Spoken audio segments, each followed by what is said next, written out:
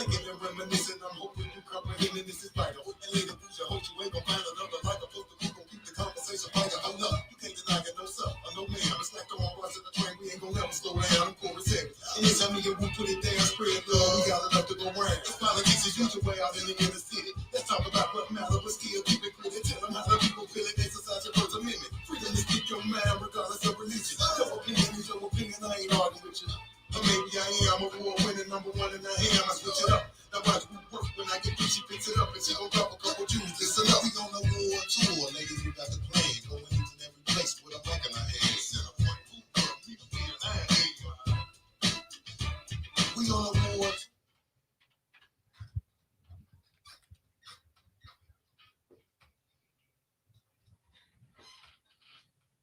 Welcome in. Welcome to the show, V94.9 WATV. On Sunday nights, the V stands for Vital. I am Lady Wu. I got my people in the studio. Happy Sunday to everybody who's tuned in. We have Ready Eddie here.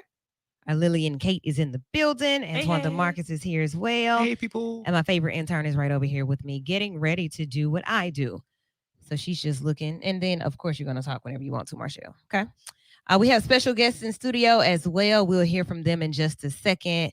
Once we figure out what all went down over the week and the weekend, did anything happen? Well, one thing that happened is all Alabama fans are now Colorado fans. So go Buffs. Yay. and it was a late game. You said you stayed up until early this morning. Oh, yeah. We all stayed up till 1:30. That's when the game ended. And I'm pretty sure everybody kind of went away about 3 o'clock. We talked about the game for a while online. 3 a.m. 3 a.m. Yeah. Great. We needed something exciting in our lives. That I was knocked out. I didn't even know the world was still spinning. Yeah. I will say that I witnessed our Hispanic brothers and sisters getting it in all around downtown.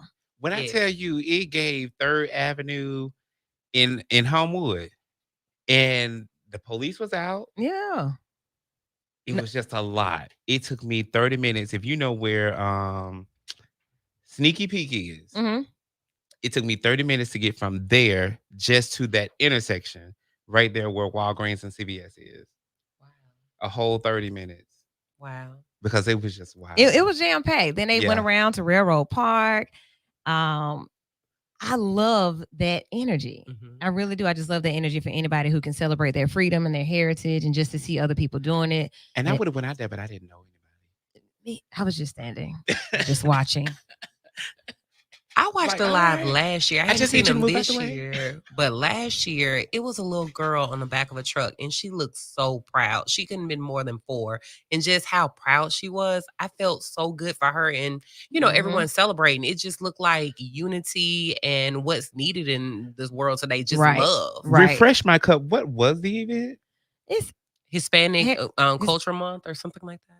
And it started on the 15th. Gotcha. So not on the 1st. You know how we're going to kick off, start on the 15th, and I think to the 15th of October. Oh. So Bessie's like, yeah, so we may be able to get more information. Yeah, if any of our you Spanish, might know, brothers and sisters are listening in, please invite us out so we can be vital with you guys. Yeah, so if you're watching, check in. I want to keep up this week. I want to keep up because I have a little listener who listens every week, and I never see her comments until after the show. I want to say Jamaria may be 8. She may be 8, but she listens weekly. So Jamaria, if you're tuned in already, hit me up and let me know. Let us know which stream you're on, where you are, and check in. Everybody else do the same. I'm not seeing anybody yet. I don't know what's going on with that. But as soon as the connection is unstable. I don't know what that's about. But if it's raining, is it raining? It's not raining. It's a little gloomy. It's a little maybe. Okay, we did pay the bill here, so I don't know what that's about. However, if you are watching or you're listening and you hear us, check in. Is that what's going on? Spectrum. And that's another thing. That happened. People are really relieved that Spectrum came to their senses, and got us back up and watching the Alabama game. Oh, I didn't miss it. And we don't have to stream it on any other platform. I bet that bill still do. It still do. No discounts. Absolutely not. See, that's ridiculous. If you take something from me and mess it up, I need some courtesy. Like when I wait long in the drive-thru, I need a courtesy drink. And especially we missed the first game. That was I think that's probably why did they lose the first game? Right? Yeah. Yeah, so. I think that's why they lost because they didn't nobody get was that watching. energy through the waves. Yeah. Well, there's a new energy in the city that just opened up on yesterday. And I have some friends here who are doing some amazing work at the Birmingham Public Library, the downtown branch specifically, but they are doing everything and making sure that everything is running for all of them. And I want you all to welcome to the show this evening, Miss Janine and Miss Bessie. Hello, ladies. Hey. How are you? We're well. So you all are going to have to like maneuver, swing the mic and then maybe swing around so they can hear everything because you all have a lot going on at the library.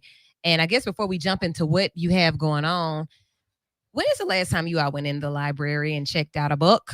Putting you on blast. Okay. All right, let me go here. Listen, it's so funny because when I was on the way, I was talking to my friend. She took her kids to the Midfield Library. Okay. Well, the park that's over there. And I was like, ain't that by the library? She's like, I ain't know no library over here. Oh, my goodness. I was like, okay. I know it's been a minute since I've been to the library, but that's definitely Midfield's library. But since we're talking about Birmingham, baby, I don't think I ever checked out a book. Really? No. Let me play you some sound effects. No. Don't do too bad, because back in the day, yeah. It was kind of just hard to get to the library. So most of my information came from the encyclopedia. Well, we have something for that now. Google? No, but we're going to talk about it.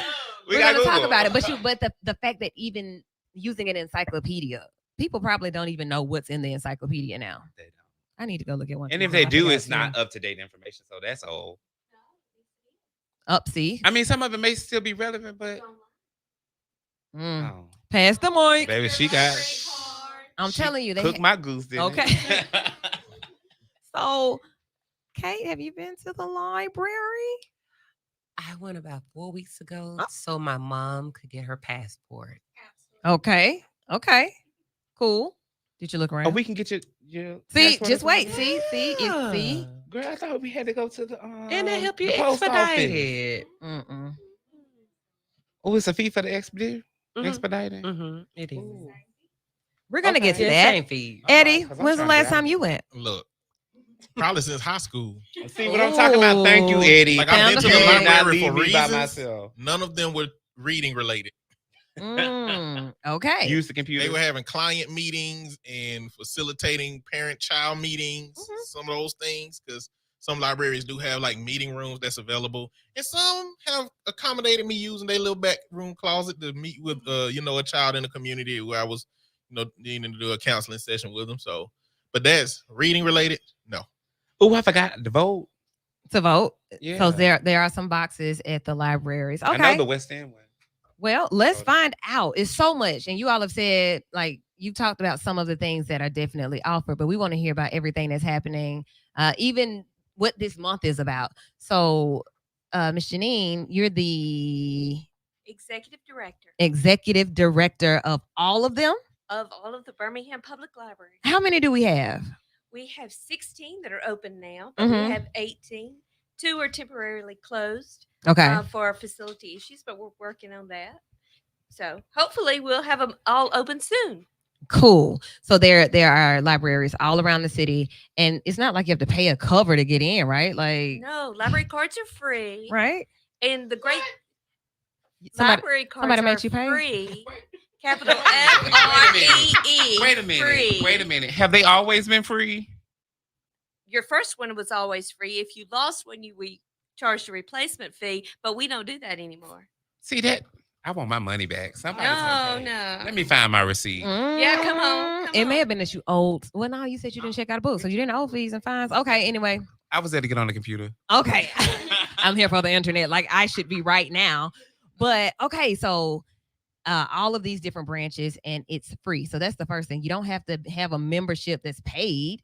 No, it's all free. And the great thing is you can visit the library without even walking in our doors. We're online. So for those of you who don't want to leave home or you don't want to stop by and walk in our physical doors, you can visit us virtually anytime, 24/7, 365. All right. You can download those books, that music. You can live stream a movie. All free with your library cards. Drop those subscriptions and get you a library card. See? Yeah. All right. So let's talk about September 1st. What's happening in September at the libraries? Go ahead. I think first of all, we have Mary Badham from Tequila be the Star Scout. She will be at the Central Library on Tuesday at 2 p.m. talking to our students. So it's free and open to the public to ask her questions. This is an introduction before the play comes to Birmingham in November.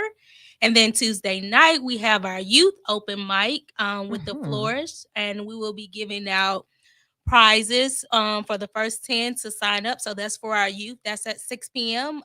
They offer a $100 gift card for the first 10 students. Okay. So come on down to the library for that. That's what's going on literally within the next 2 days.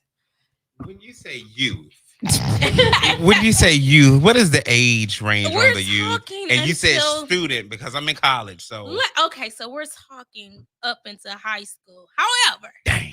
November, the first Friday in November will be our slam for Bars and Brews for our adults. So you're 18 and older. We have Bars and Brews the first Friday of every month.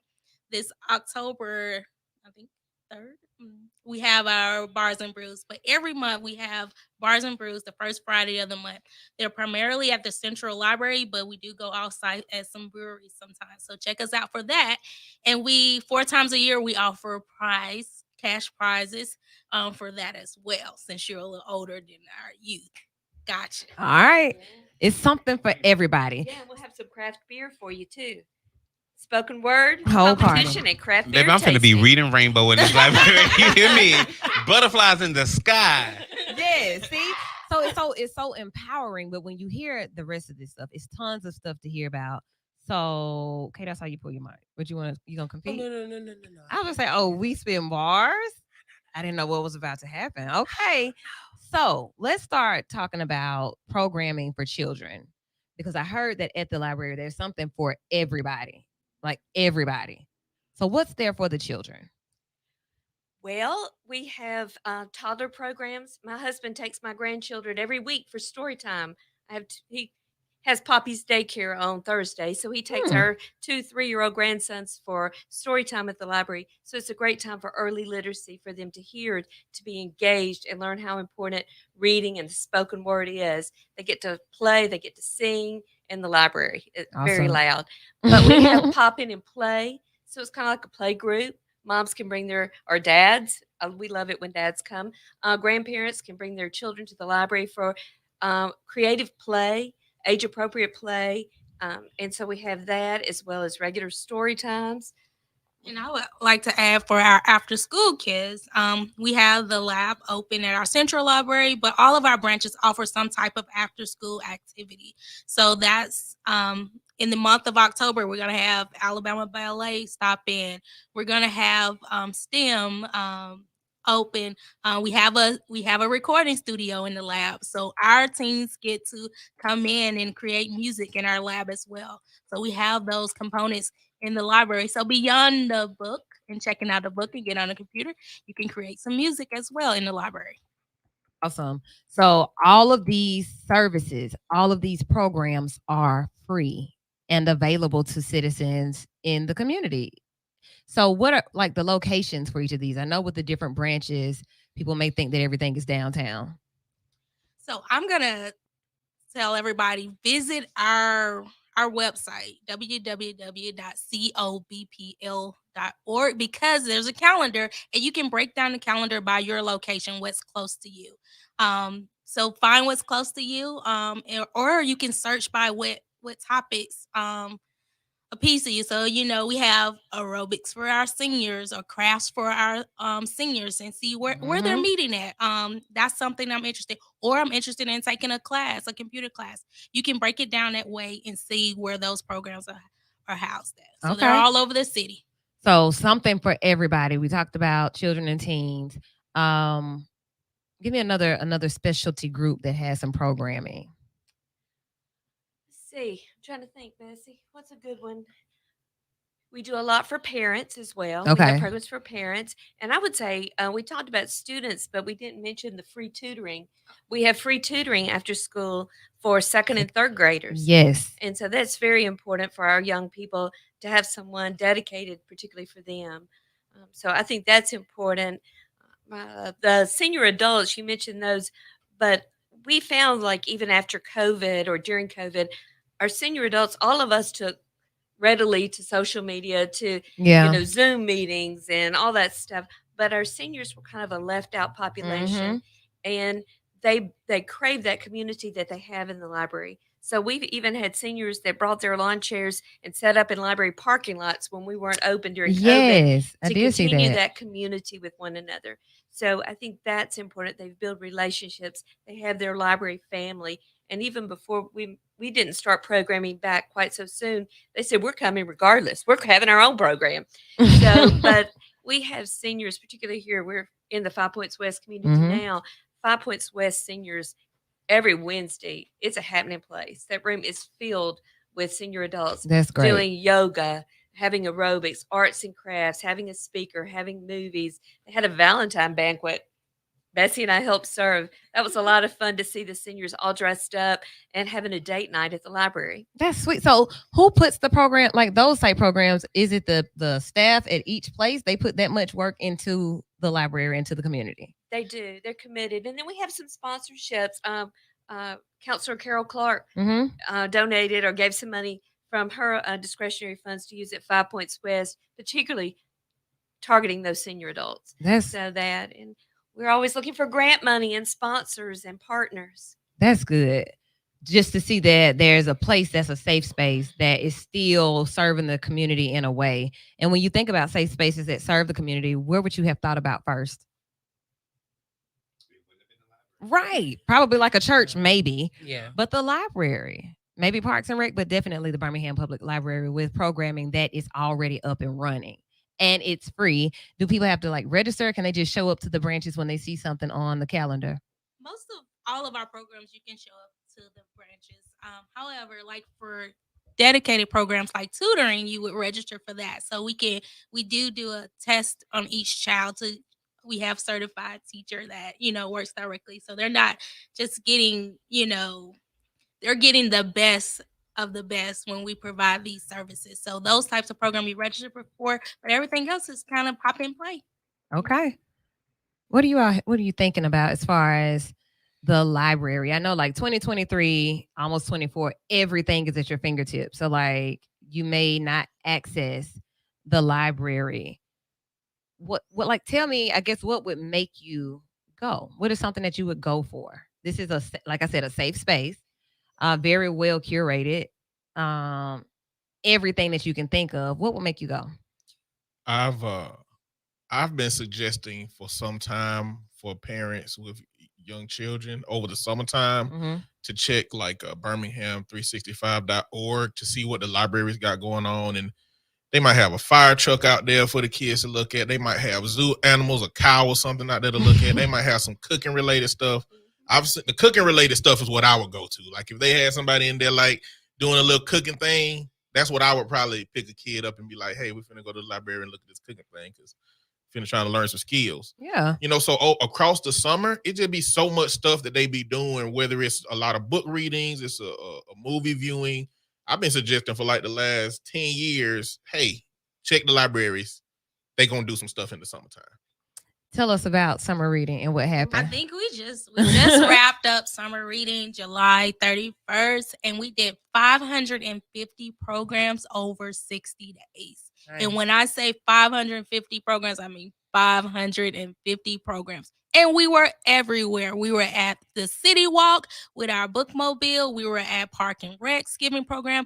We were at all 24 schools that offer intercessions for Birmingham City schools. We were there doing programs outside of the library, in addition to all the programs that we hosted in the library. And we had everything, like you said, we had a farm bus with animals dressed up at Avondale Park for our kickoff. In addition to McWayne Center, we had science, we had Alabama Ballet, we had everyone in the library. So over those 60 days, we had 550 programs in attendance. We had 17,000 plus people attending programs over those 2 months. That's amazing, and congratulations on those numbers. So Eddie, thank you for sending your people to summer Hey, to Keep summer sending 'em. reading. Keep sending them. That's hey, good. I mean, just coming to learn what the library has been offering. And when I say that, I hadn't checked out a book since high school. A lot of my library related stuff has been connected to the online library system where you can, check out ebooks to utilize. So it's not as if I haven't been using it, but as far as walking into a library, the gap between having to go to the physical place to have access to books is lessened, which is significant for a lot of people.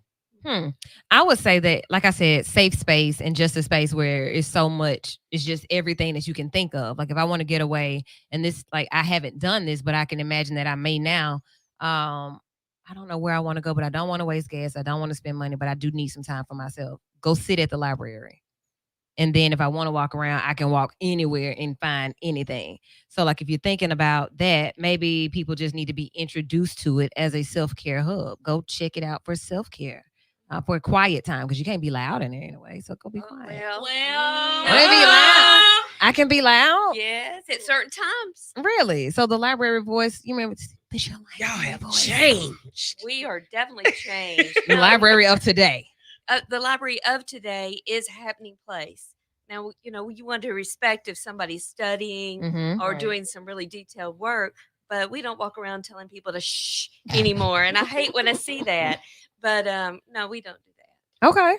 Talking normal voices. And in fact, on Friday, October the 13th, we're doing loud at the library, in the library, with like our that. second annual punk rock concert. Oh, that's super loud. We will be so loud you can't stand it.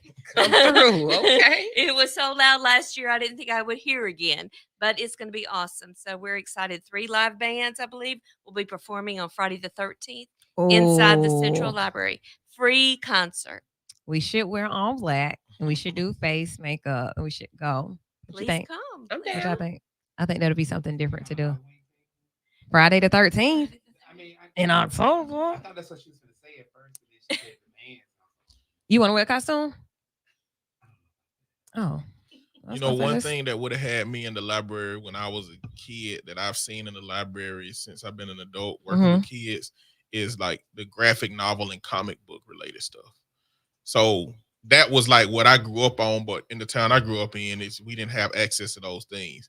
So if my library had those things when I was young, I definitely would have been asking my grandparents to send me over to the library to get in touch with like the superhero stuff. Yeah. Because, a lot of those, especially with therapy, a lot of those stories are rooted in an individual's trauma. So a lot of kids, especially when you're dealing with DC, which is the Batman, the Superman, the adopted, the lost their parents, they identify with superheroes based on the trauma that they experienced. And so I'm really glad to see those kind of things being in the library more. I was just about to say we got them in print and online now. So we just picked up a new database. So we have in print and online. Nice. So go back and read the ones you haven't read before. Gotta get to it. Okay. So y'all gonna have something like that where they come in dressed up? So we will have trick. I'm a Marvel man myself. I'm not, so we're talking specifically Marvel here.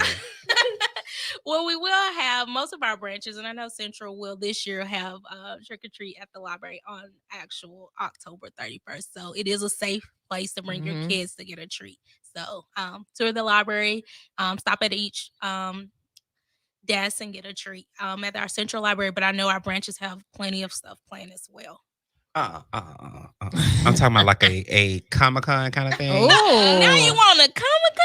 I mean, not on the scale of Comic-Con, but a lot of that is literature from its background. I invite you to help us plan something. I'm talking about yes. I was talking about what y'all already got on the books. Now, no. We have most of the DC and Marvel books. Like the books are there. Like they're there. Okay. Yeah. I need to catch up then. So I can know. I know I like Harley Quinn. She really fits me. We said Marvel. Who is that? It's okay. You can love Harley Quinn. I just like Harley Quinn. Yeah. Sorry. Okay. So September is also Get a Library Card Month. It is. It is Library Card Sign Up Month. Uh-huh. So if you have lost that library card or you've misplaced it or you need a brand new one, stop on by. We'll hook you up. Or you can register online. You don't even have to visit us to get your library card. We have that online, so you can do that. And if you want to be generous with your fellow community, bring it some canned goods in. We're collecting canned goods to give to local food pantries. And that's what I was going to ask. Could you tell the people what is required now to get a library card so they would know when they come in? Sure. You need to bring your ID, your photo ID, so your driver's license. If all the information is correct, you're good to go. If, say, your address has changed, just bring a piece of mail that verifies your mailing address and your ID and come on in. Students under the age of 15 will need a parent to sign for their library card. So that's all we require. All right, coming back, we're going to talk more with the ladies from the Birmingham Public Library. You all are going to have to let us know where you are and if you are able to hear. I got some text messages saying, yes, we are absolutely listening over the radio. So if you see us, say, hey, we'll be right back in just a few minutes right here on V94.9 WATV, where on Sunday nights, the V stands for Vital. Some good news right now, and Regions has some for you. Yeah, it's feedback from the phone. It's on, so the volume is like.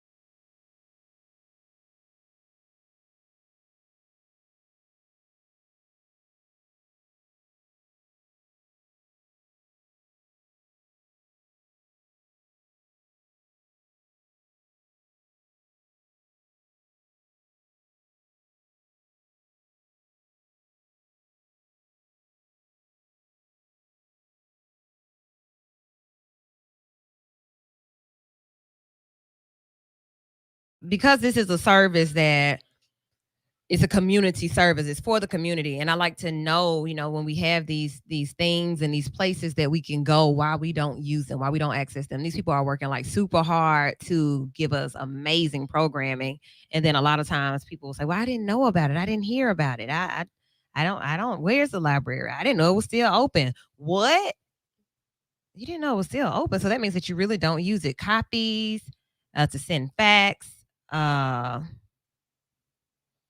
honestly, the programming, I've seen drumming circles, DNA classes.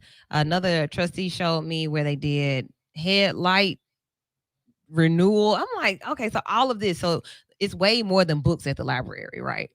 Yes, we are more than books.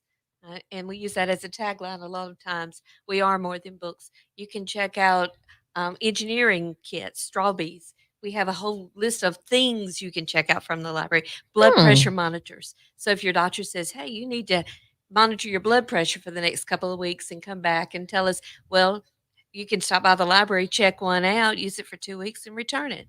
So those are new at the library. And I remember CDs and DVDs when people were doing that. You still have those? Now we have hotspots. You can check out hotspots. So you can have Wi-Fi at home. Yes, you can check out a ukulele at Avondale and learn how to play a ukulele. We're expanding our list of things. At the Central Library now you can check out lawn games. So if you have a party or a tailgate, instead of going by and all that stuff, come check it out. Use it for your party. Bring it back. Huh. Now I'm looking at the Bards and Brews. You guys gave out $500 and $300 prizes. Absolutely, $1,000 worth of prizes. Yeah, yes. We gave it out a couple of weeks ago for our September Slam. So we do that 4 times a year. And I see that the beer was flowing. Oh, it was. And that is, those are grant programs. So that is part of our grants that we write.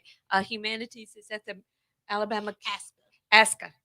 So State Council of the Arts, Alabama State Council on the Arts. So we do receive grants. We apply all the time for grants to have these great programs. Very nice. So as I've been working with kids, right? I've reflected on like how I grew up, and there were just not a lot of opportunities to do things and to be introduced to what your thing may be. Like as a kid, where I grew up, it was like the main sports, and that's pretty much it. Maybe gardening or outside stuff, but like to know that kids can go check out instruments, they can be introduced to a lot of different careers, going there, for example, the ballet and or the farm stuff.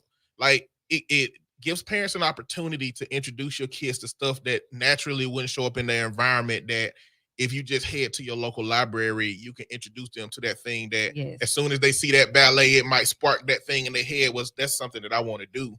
And it just gives an opportunity. So I'm glad to be having this conversation. Absolutely.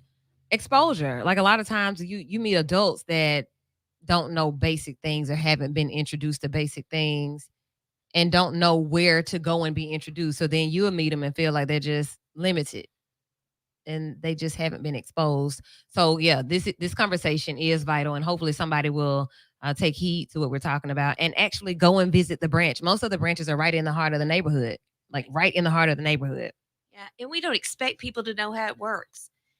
I used to go to a library and I would look around and I didn't see anything I wanted and I left because I didn't know that it was okay. I didn't feel comfortable admitting that I didn't know where something was. I was a high school graduate. I was in college. I should know where things are. Well, no, you don't have to. Just walk in and ask.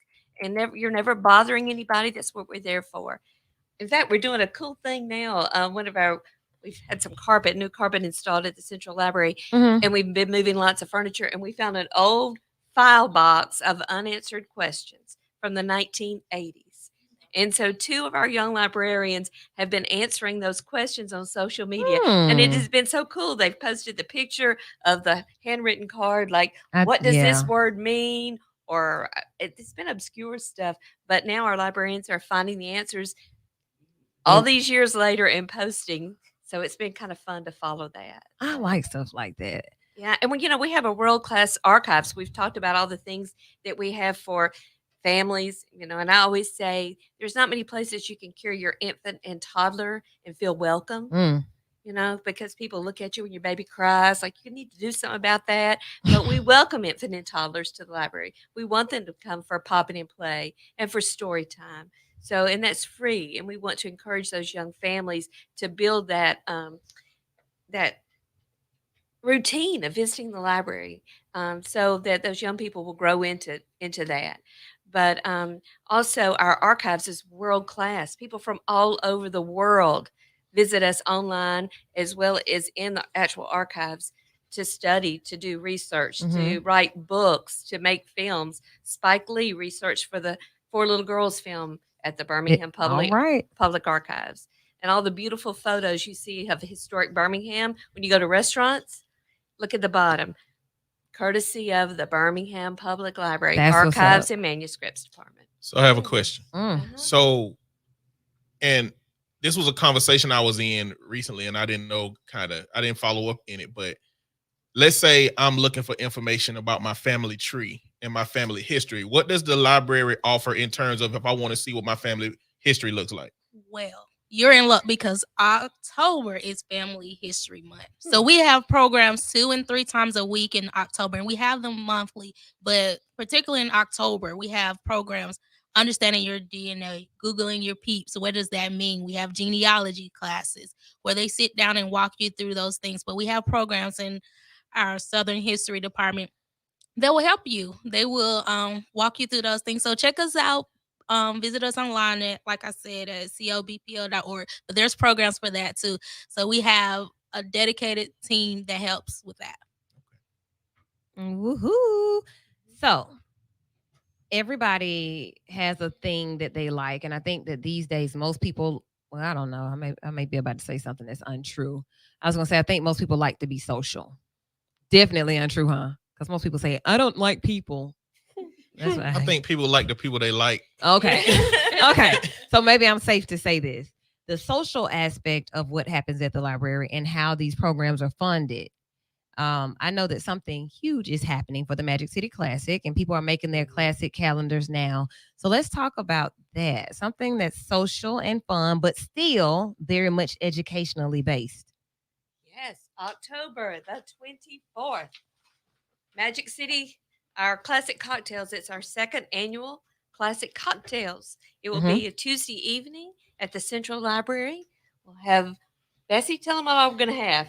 We're going to have, we'll have local distilleries. So we'll have cocktails, of course. We'll have the cigar bus. We will have DJ Chris Coleman. All right, chill.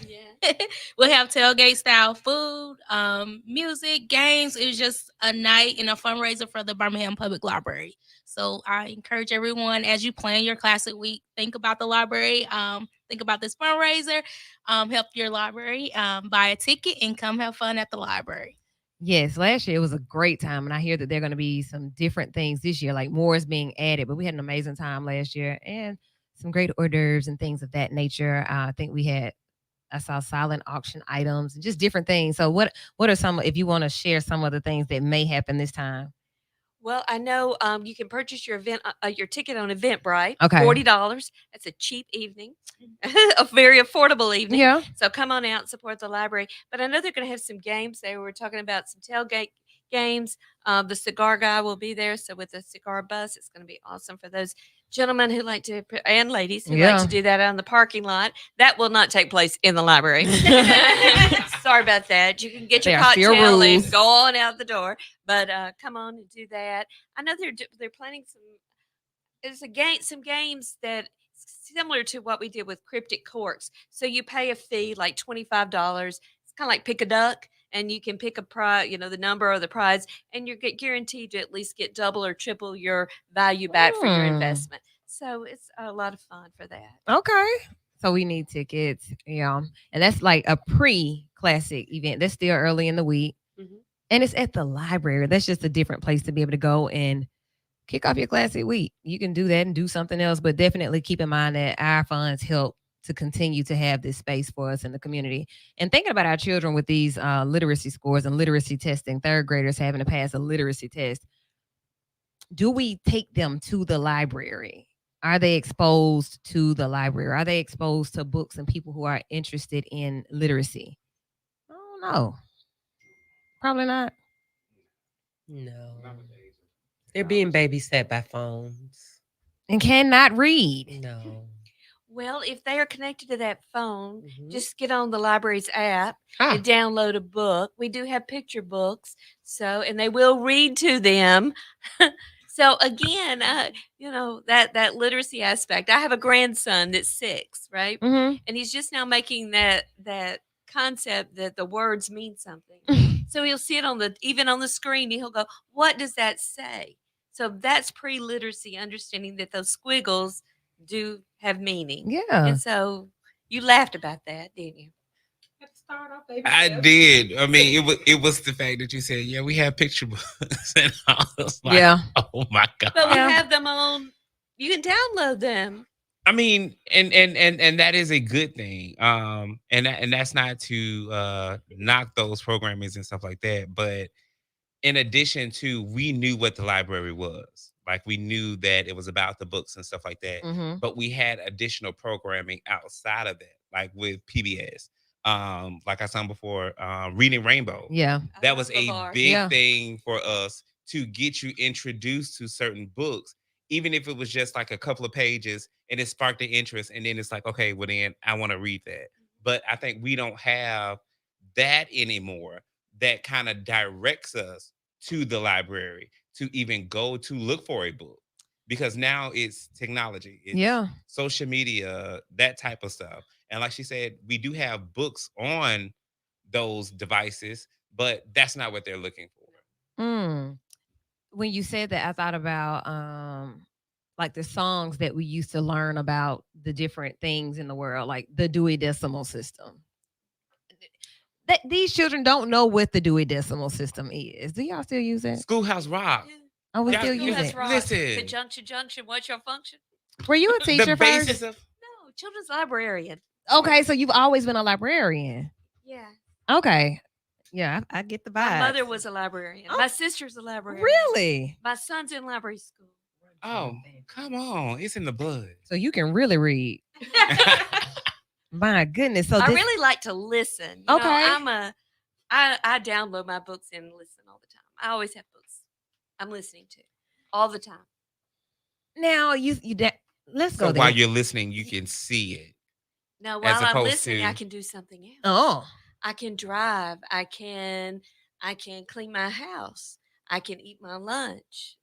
I download audiobooks. And see, I have to have them. I need to hold it. I do And like, see, I like was to the thing, do at like the reading beach, but was like an escape. It gave you the imagination as you read the words to kind of see it in your own way. But now I think it's just, well, I can just see the movie. Yeah, no, Because I was looking at, I was on Twitter and they showed a clip of Everybody Hates Chris. My favorite. On the episode where the teacher wanted to do book reports off the movies that were based off books. Mm-hmm. And so I think that's the era that we're in right now, that I can just make a movie off the book and you don't have to read the book and you can just see it. But I think what makes library unique, and I get exactly what you're saying, is that everybody learns differently. Yeah. So if we think about that, we have to have different platforms for everyone. So we're meeting the senior who need large prints or that can't read anymore, that and we have books by mail where we mail books to our seniors around the city. We mail out books for people who can't actually physically come in the library. So we have those large print books that go out. So they need a different type of book. They need an audio book that they can listen to while they're unable to read, or people with special needs. So we don't want kids to feel, I don't get what you're saying. So we have some books that read that are the text and it has the voiceover. So you press the button and it goes page by page. So they feel included. They finish the story without struggling. So we're getting introduced to that book, but they need a sense of completion. So finishing that book through the story. So I get exactly what you're saying. For me, I like to turn my pages, feel my pages, pinch the corner a little bit, keep my mark. Yeah, absolutely. But making sure we have a platform for everyone. So, as library transfer, we're making sure we have services for everyone. So Love it. reading is not easy for me because I have a narcolepsy diagnosis. I can only get so far before I drift away. Like it take me 45 seconds to fall asleep if not enough activity is going on. So like the lows of football and sports games, I'm out. It's the same thing for a book. If a book is on a low before it gets to a peak, I can fall asleep easily. So I've had to come up with creative strategies to consume content, be it watching YouTube videos that go over a certain type of content, whether it be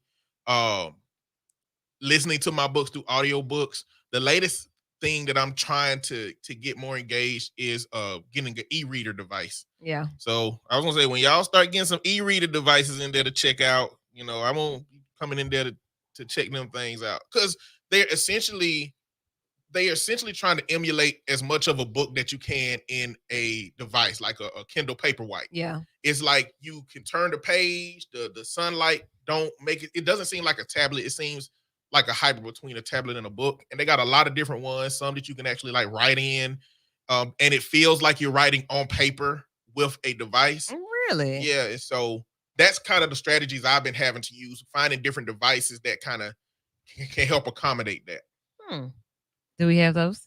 I was gonna say, like, for our books, when you download them, like you say in the Kindle, you can download it in that version. So you have the option of downloading on the Libby app or download it like in the Kindle. So that version of our ebooks are shareable like that as well. So you have that free.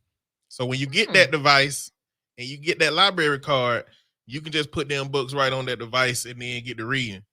Okay. And then we have things called Vox books. So it's a book that reads to the students or to the kids. So if parents are really busy, or maybe even a parent that struggles with reading, they can still enjoy that reading together because the book will read to them. So they're called Vox books. So again, looking, as Vesey said, different formats for everyone. And I understand like that aspect of a book kind of keeping your attention. Yeah. Because I remember back in school we had accelerated reader.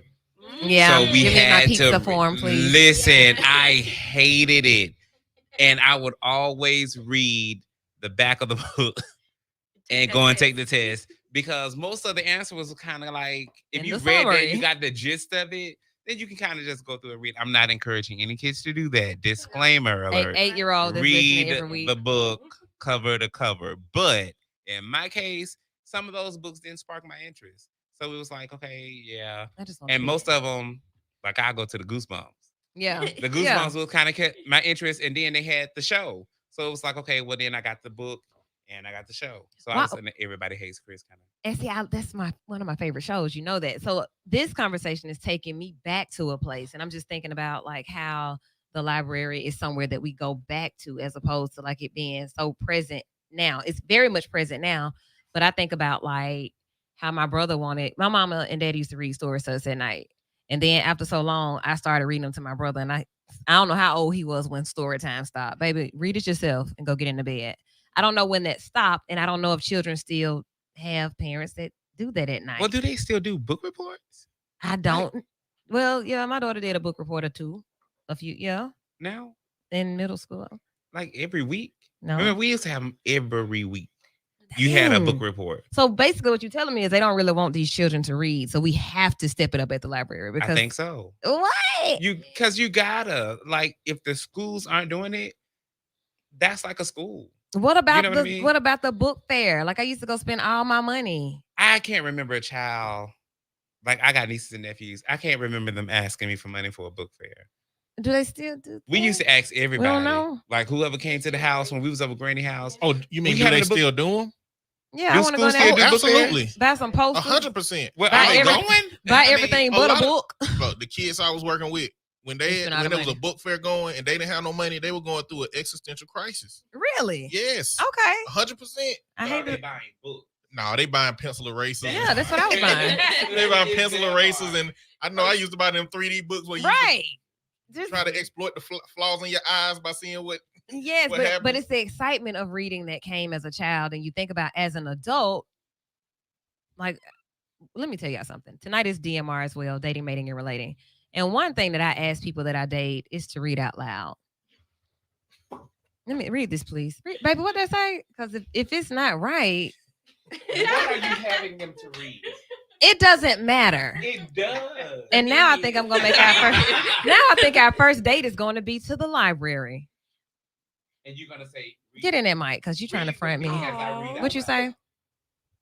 So then you're gonna do like the teachers used to do. Read along with me as I read out loud. Oh, they'd be like, "Hey, read." I read first, and then you read next. I read a chapter. You read a chapter. Yes, and we sit there and we engage in the story. Or what if you do we're gonna do the voices with it? Oh, So to kind of make it a little extra special. that'll be cute. Yeah, but if you can't do that, if you can't participate with me, then that ain't the one that's for you, it. bad. Yeah, that's the. He's a first and good last man, date. Savannah. A good man. But he can't read and he doesn't have a library card. So over. Sorry. Yeah, sorry. No, you got to be able to do this. So we gotta Okay, so do y'all this. have events like that for couples? Sound like you coordinating that too. Ooh. Sound like I like ideas. I'm good with throwing them off the dome. And be like, "We'll put this together." And do your thing, your thug thizzle with them. But I got some ideas. Seems like we need to implement a new program, date night at the library. Mm-hmm. Yeah, that'd be very cute. Yeah, we'll work on that. We'll work on it. Cause baby, read. Yeah, and yes, and I want to hear people read out loud. I'm coming around to your table. What do you guys Ask have the over mic. here? Yeah. Oh, let me hear some of it. Then they can't. Cat. And I'm gonna say, And the girl. hat. Oh. Then I say, well, hey, Bessie, when's the tutoring? And is there tutoring for adults? Because that's necessary. Like, honestly, we do. Like, I'm making light of it right now as far as my personal desires for a reader. But seriously, literacy is important. When you think about it, like I know when we were in high school, you had to be on a 11th grade level of reading. Now I think they don't even have that requirement no more. If they do, it's less than that. And I don't think they're actually pushing them to get better than that. It's just that as long as you can get to that point, you're good. And if you go to college, it's just you SOL at that point. Yeah, you still can't read. Yeah. The only thing I would say, like, as far as the library, we do have tutor.com. So you can Google Birmingham Public Library free tutoring. So get your essays while you're in school. Can I go there for y'all got something for microeconomics? Because that's really taking me down through there. Tutor.com. Okay. Birmingham Public Library's live tutors is sponsored by the state of Let me get my Alabama. But library card. tutor.com. Make sure you type in Birmingham Public Library so we can get the credit for it. We have a convict. He says, "I'm convicted. I'm getting my card," and I gave him some applause. Yeah, and what I would encourage parents is never, ever, ever use reading as punishment. I think that a lot of parents are guilty of that because a child has misbehaved or they've done something. It's go to your room. You got to go to your room and stay in your room, and all you can do is read. Well, then you've just told that child that reading is punishment. Yeah. You can't go outside and play. You've got to sit here and read. They might need that though. Well, but because a lot of the stuff is technology driven. So you might not necessarily get the reading in as a norm because you have your cell phones, you have your gaming systems. If not that, you're just not in the house at all. So we don't want to push it as negative reinforcement. right, though. negative I got you. reinforcement Yeah. that you don't want to use reading as punishment. I'm not saying that you should. Definitely, you should encourage your children to read and read regularly.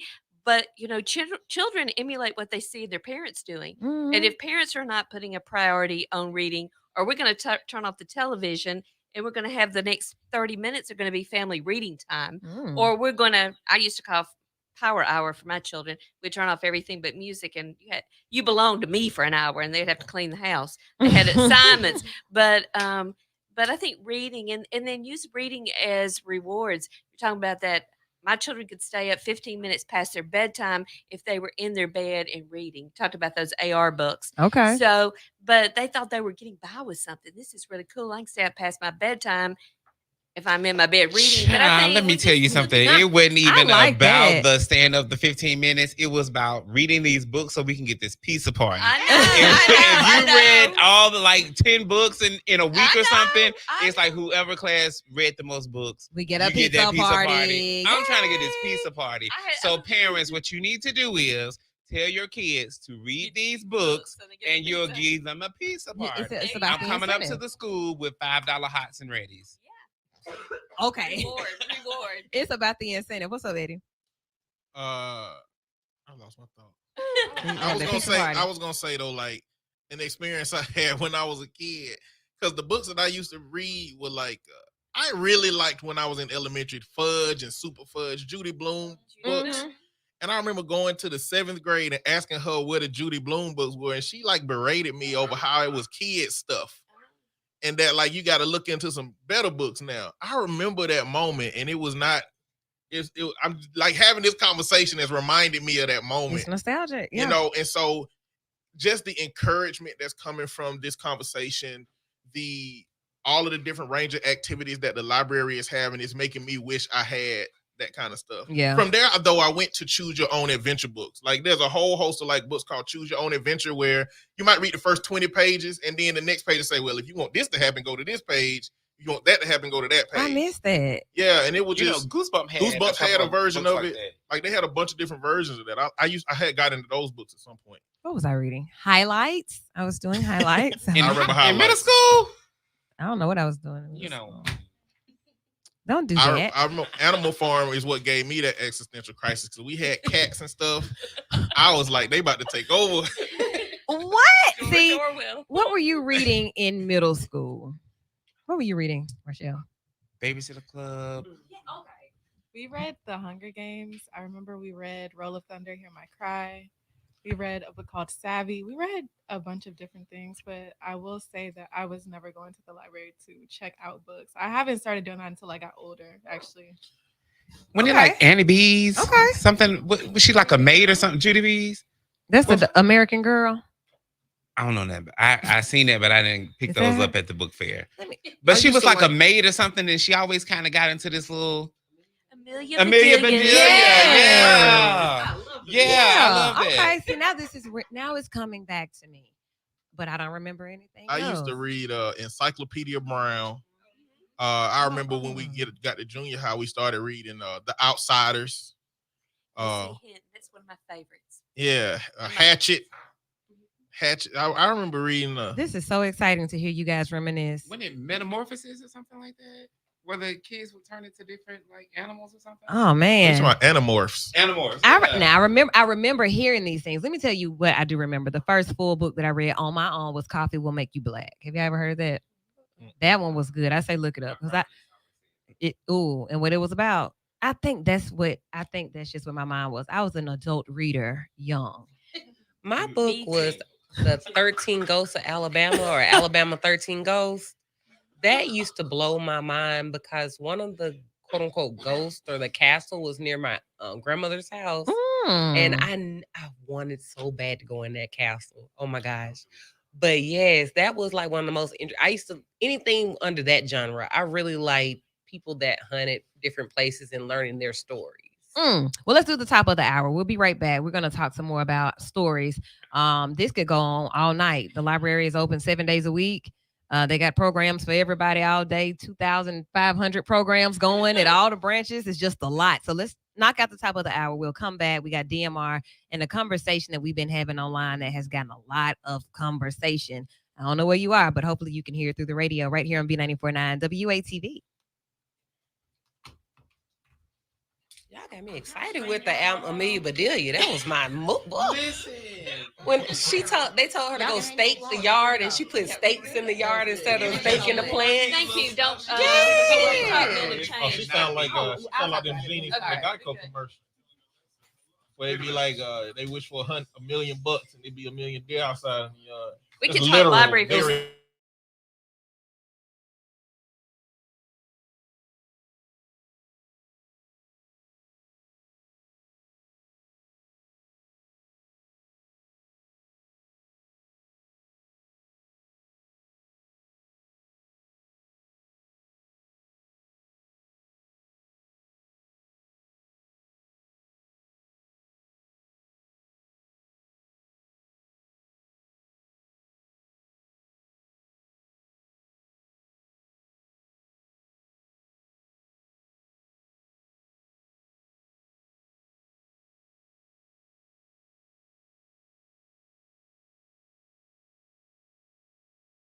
Like going back down memory lane, talking about the book fairs. Back 'Cause it down was like, memory lane. listen, mama gave you like $10, $20. You bought a couple of books, like you did the pencils and erasers and a little toy or something like Some that. random. Man, take me Good old back. days, man. Yeah, we don't have them anymore. But actually, you do. Like that's the whole thing. I think that's the excitement of being able to reignite the library.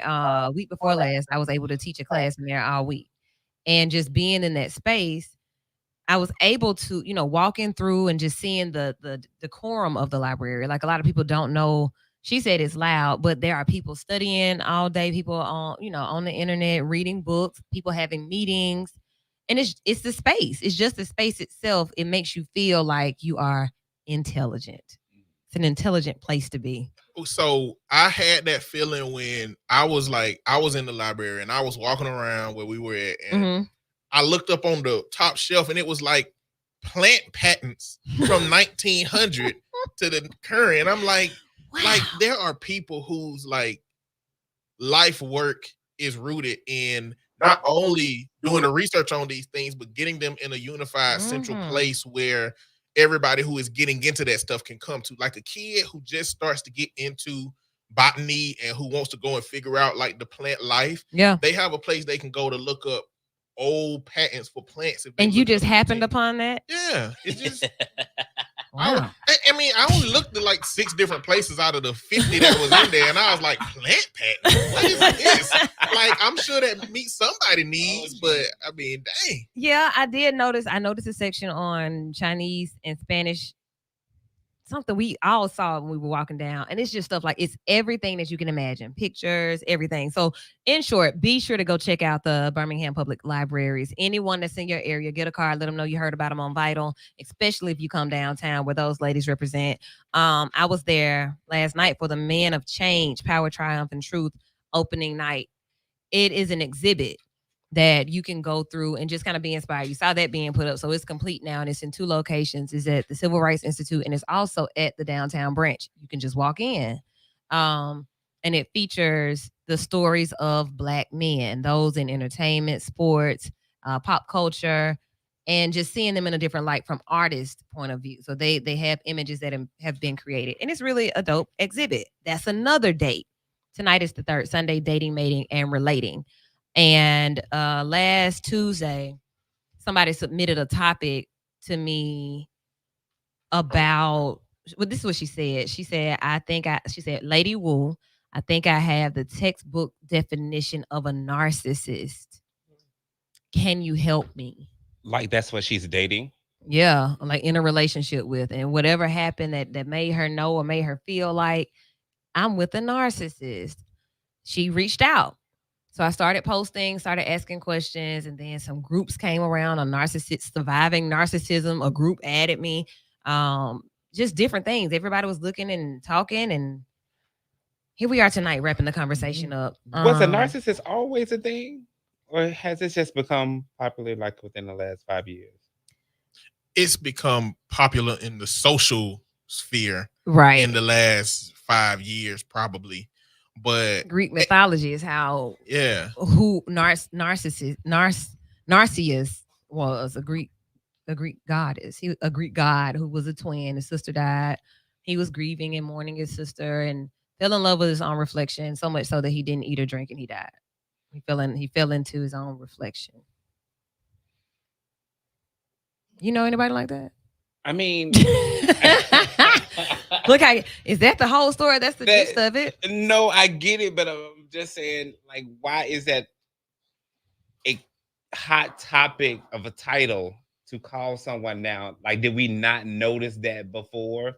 You're a narcissist. Where it just has now become so common, or are people actually now falling so much in love with themselves that's where we are? No, I think it's the emergence of TikTok. A place where you can, TikTok is the first place where you can get random whatever you're going to get with one swipe and you get something new. And there are a lot of therapists on TikTok that talk about narcissists. There are a lot of self-diagnosed narcissists who are in therapy, who are helping people recognize what narcissists do and how they do it.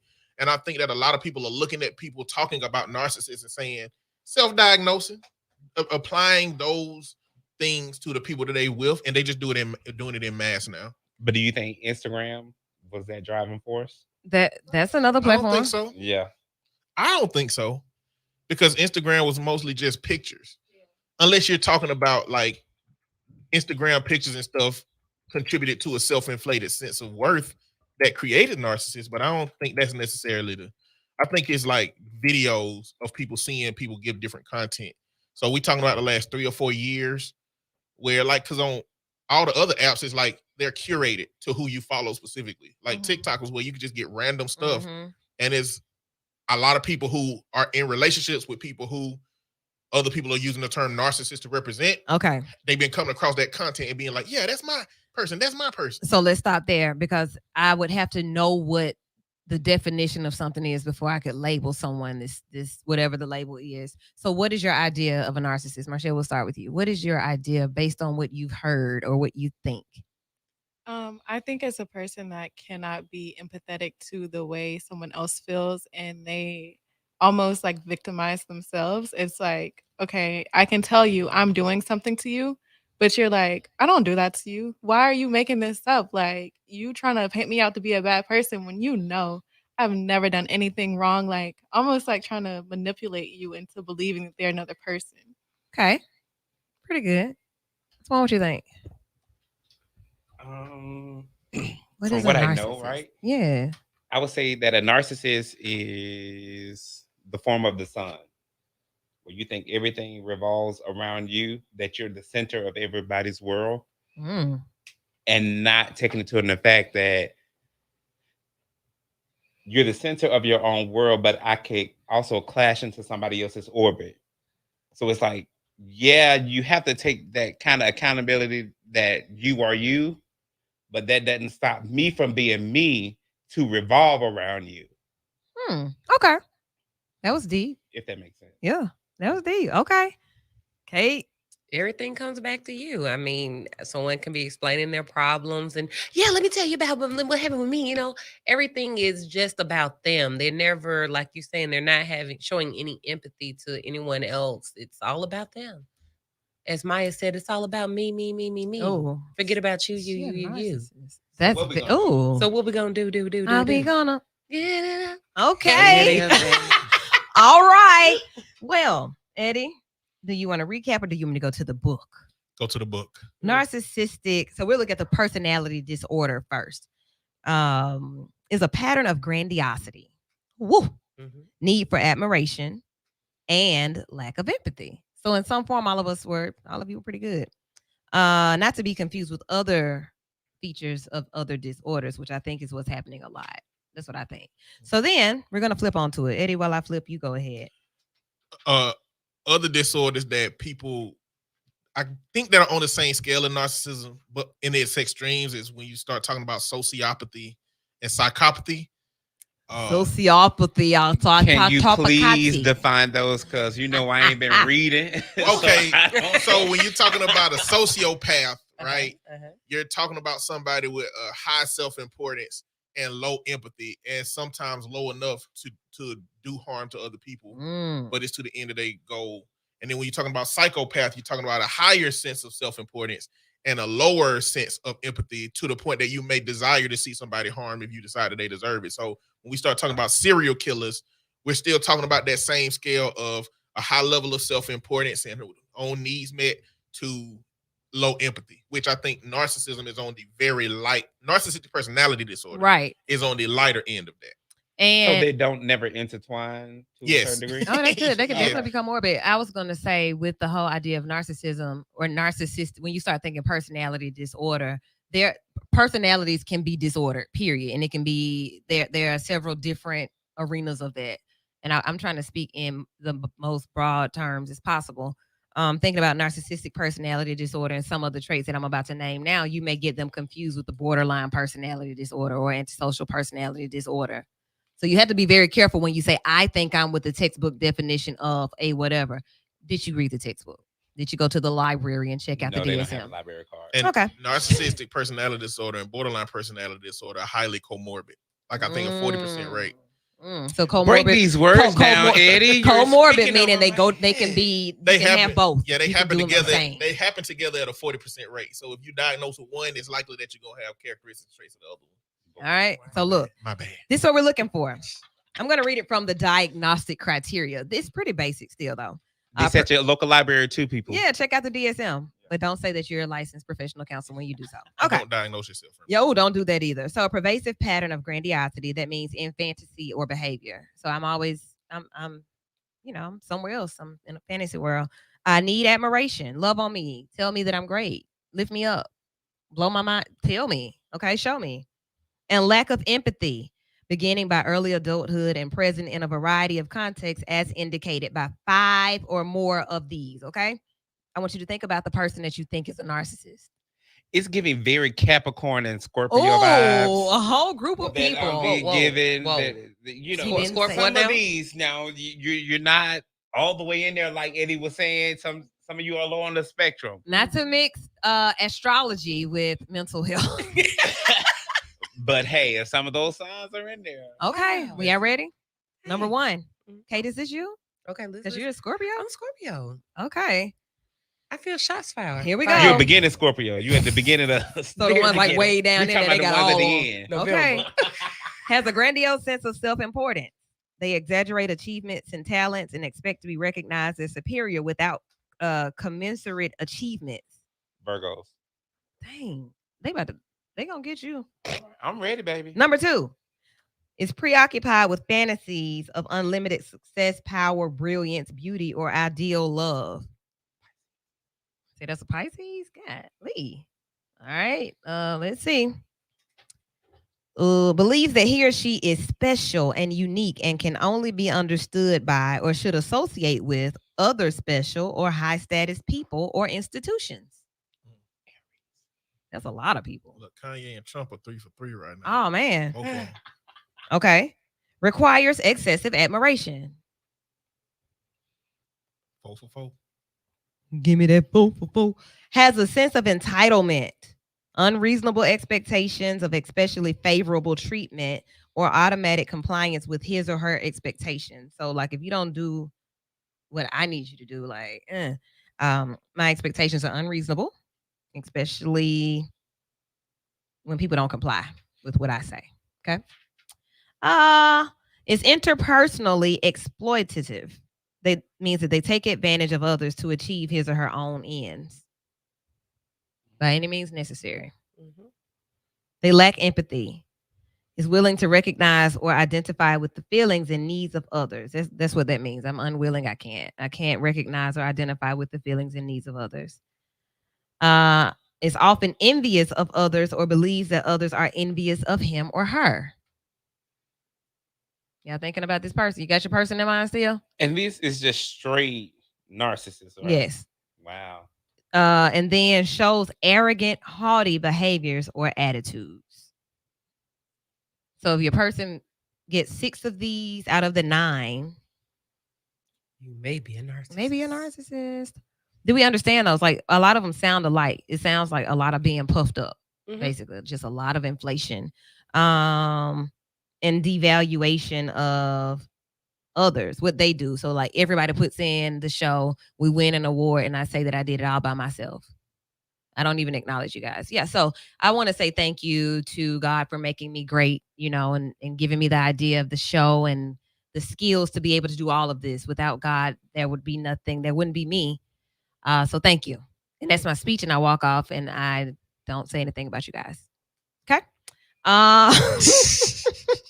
Then I may go and ruminate about long overdue admiration and privilege and compare myself to favorably with famous or privileged people. So it's about privilege. I need VIP access all the time. I need to be on the front row. If I can't get backstage, I'm not going. I don't wait in lines. I'm not doing that because I hang with Twan and he always gets, It's giving very Nicki Minaj. Oh, okay. Roman. Listen, I have to be with the best of the best. If they're doctors, lawyers, hairdressers, instructors, I have to be affiliated with the best institutions, but I may devalue their credentials if they disappoint me. I rocked with you until you did this. Okay? and I may become furious or puzzled when I don't get that favorable treatment. So that's just a couple. How does this happen? How do people become this way? And that's honestly what I was thinking. Like, this How has to does be this even rooted in your happen? childhood. Okay. You need a little attention and then get it. Okay. So let's go there. The people that, like, when I hear these things, I can see the faces of people that respond in those ways. I can't diagnose and say, yeah, that's somebody that deals with narcissism. But there are a couple of things, like, if I can't celebrate with you when you accomplish something, and I feel that I should be accomplishing it because I'm special and I'm great. Okay, so with being a diagnosis, right? How much of that has to be in the person for that to be their diagnosis? They need to meet 6 of these, 6 of the 9. Eddie, how does it start? There is a genetic component. Oh, so my mama can be a narcissist and I can learn this behavior, or it can be innate? So I think the components of narcissism are the parts that are genetic. So the low empathy, I think, is genetic. I think that's like the greatest genetic component, the low empathy. So there's families that just have low empathy that just don't really be caring out here like that. And that's like a strand of your DNA that can reduce how much empathy that you have as we exist. So I think that's that's one of the genetic components that make a biggest difference on that. I think when you go out of genetics, I think that parents that keep their children in a perpetual state of fantasy about their greatness, I think that's a thing. Because when we talk about, like, Kanye West is out here selling homeless clothes with holes in it, and I'm inclined to believe it's because his mama told him that every single thing that he's ever done was great. Oh, Like crumpling up a piece of paper and saying, this is my art project. If a parent say that this is great, then I think that can turn into the idea that, like, everything I do is great. Okay. Everybody should see me as great. Everybody should follow me. And when you don't have empathy, then you don't have the natural care or concern of what it costs that person to do those things for you. You only see it through the lens of what you gain. I want to read this right quick with you saying that individuals with narcissistic personality disorder generally have a lack of empathy and have difficulty recognizing the desired subjective experiences and feelings of others. They may assume that others are totally concerned about their welfare. They tend to discuss their own concerns in inappropriate and lengthy detail while failing to recognize that others also have feelings and needs. They are often contemptuous and impatient with others who talk about their own problems and concerns. These individuals may be oblivious to the hurt their remarks may inflict. They may tell a former lover something like, I am now in the relationship of a lifetime, boasting of health in front of someone who is sick. Like, who does that? A narcissist. When recognized, the needs, desires, or feelings of others are likely to be viewed as disparagingly as signs of weakness or vulnerability. So if I tell a narcissist what I need or what I want, I become weak and I become needy and vulnerable. Those who relate to individuals with narcissistic personality disorder typically find an emotional coldness and lack of reciprocal interest. So can we say at a basis of a narcissist, they got daddy issues? Because, and I'm saying particularly in the Black culture. So you have a dad who not saying anything about you, like, but just say, I'm your dad. So you my child. But yet I have 6 other kids out here by several different women. I'm not there for nobody. So can that be, it wouldn't be necessarily a genetic trait, right? But can that be a learned behavior? I don't think so. I think that's going to trickle over into abandonment issues of the idea that somebody that you wanted to be present for you abandoned you. But this is reading. But saying to reinstate that no empathy, I don't care, the detachment part of a person.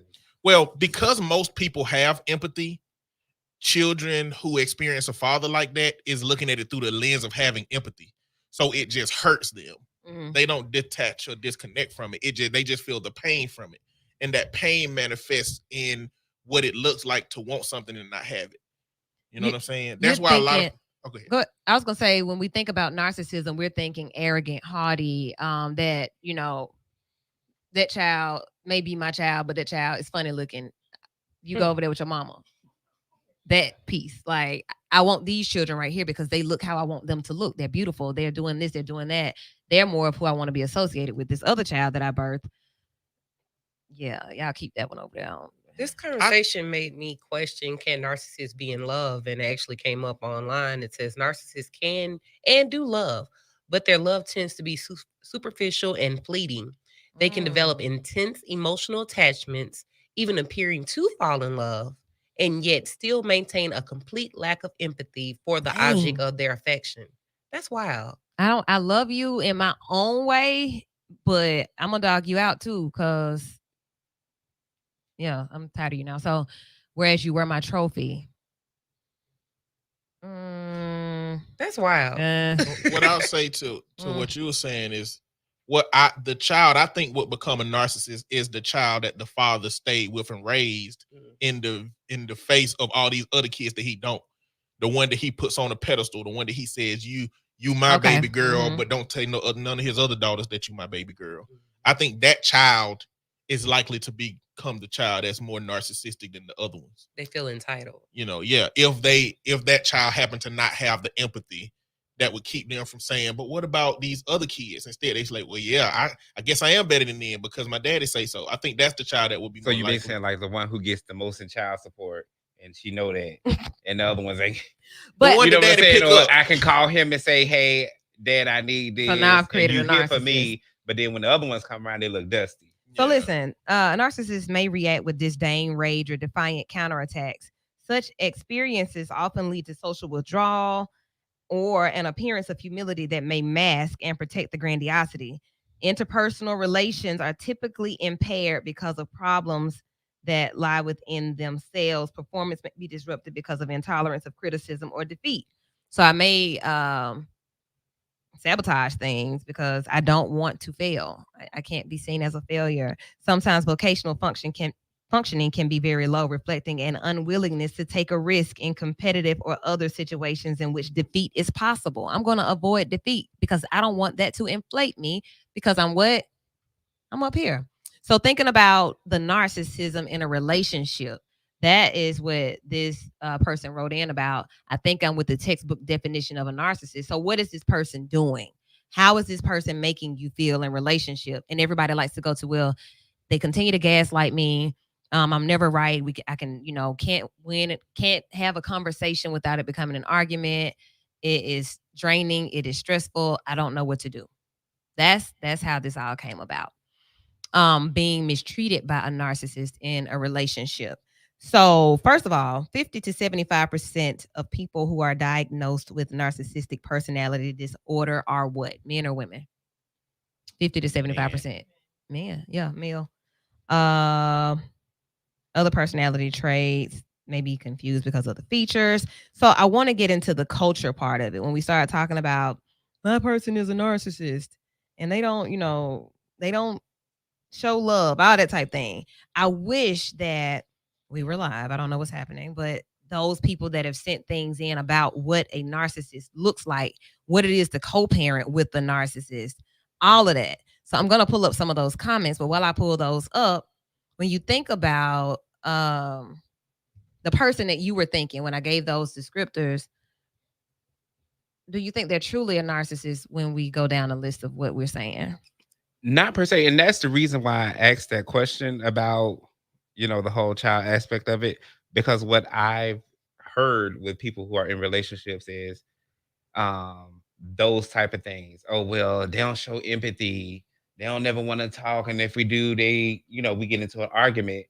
But my thing to them was maybe they don't know how to do those things. So you're labeling them with this instead of saying, well, as a child, they wasn't shown empathy. So I can't show you something I've never gotten, right? I can't communicate with you effectively in conversation if I've never seen that displayed before me. But then don't try to manipulate me because so it's that split part of it. Like maybe I wasn't shown a lot of love and I lack empathy to a degree. but I know that you care about me. Like the narcissist knows that this person cares about them. You love me. You care about me. You're with me because you love me and care about me. The other person would expect for the person to show some, reciprocity. You know this. Do they? So do this. I'm modeling what I want to see from you. Do that, right? So where the narcissistic piece in that would be what, Eddie? Like I'm showing you what a healthy relationship looks like, what healthy love and empathy looks like. The narcissistic piece will be disregarding it intentionally, not necessarily not having the skills to practice it. So I may have the skills. You got the skills, okay, but you're not going to do it because I'm not intending on focusing on your needs. I'm intending on focusing on my needs. I'm here to get my needs met. So why are we in a relationship? Because you meet my needs. What you mean? A societal thing like what? And then Marshall. We're at a point where a lot of people want to focus on them. You know what I mean? Self-care, YOLO, things of that nature. Maybe that programmed me to put me first and only me. And I put you wherever I can fit you in. I don't think that's so. kind of sick.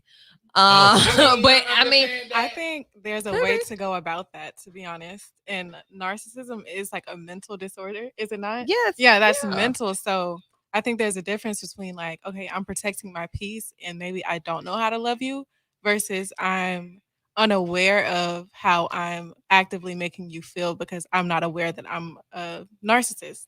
But also I was wondering, so if someone does not meet the 6 out of 9, would they still be considered a narcissist or like on the spectrum of one if they only meet a few? Like, how does that work? So this is what I was going to say. Okay. Absorbing this information, it's important to know that there is a difference between somebody who would be diagnosed with narcissistic personality disorder from somebody who is on the cusp of it but not meeting the criteria versus somebody who practices narcissistic behaviors mildly versus somebody who practices 1 or 2 of them intensely. Practicing them, meaning that I know what I'm doing. There's an awareness. Maybe. And then, as Marshall just said, if I'm aware, which means that there's also the flip side to if I'm not aware and it's brought to my attention that this is inappropriate behavior or this is toxic behavior, and you can be taught empathy. You can be taught really empathy. I think that's the cure for it. Like, look, in my opinion, on a lot of these things, love is the cure for all of them, either internal or external, from somebody or to somebody. But how can I teach a narcissist not to be a narcissist? Can I love it out of them? Oh, no. I think they have to be open. They about to be a narcissist. They have to be open to it. Yeah. They're not going to be. So and not a narcissist person, like not a diagnosed. They not going to therapy. Because they're going to try to play us. It's like, it's so deeply ingrained in the essence of their being, like getting those needs met is so deeply ingrained in them that they're not, like they'll go to therapy to learn how to manipulate you better. Like they'll do that. Yeah. But they traditionally ain't going to therapy to work on themselves unless there is a greater loss that can come to them. So if it's some court issues, they'll go. If it's some marital issues that they're going to lose their marriage, they'll go. Like there are reasons external to their narcissism. They don't traditionally, though, look at themselves as the problem in those situations. I'm the therapist that loves to have some type of hope for everybody. Like, okay, I'm meeting you because it's something that you are aware of. There's something. And as I call these things to your attention and we look at what we can do to help you better manage this disorder, how, like, going back to it's how did this even start with you? Tell me about your parents, who were your guardians. How was that? How were they? What did they tell you? What did they show you? When did you start believing that you needed more admiration? Nobody ever showed me love. So now that's what I'm looking for. I pull myself up by the bootstraps, so I deserve admiration. It is long overdue. So if that's the attitude that I have, but I still can love my partner, am I not worth the love? Am I not worth the relationship or worth the time or concern because I have some narcissistic tendencies? It depends on the person. So I do want you to know you're going to be drained for the person that's in that relationship. You're going to be drained. You have to have some skills. And I did say I wanted to kind of focus on giving some skills. So let's take a quick break and come back. When we come back, we're going to try to help the person that's in the relationship with the narcissist. What does that look like? Because if you're going to stay, you're going to stay. Get out. Okay, that's what we're hearing. Let's go to commercial. We'll be right back. Ages 16 to 24. You can get paid.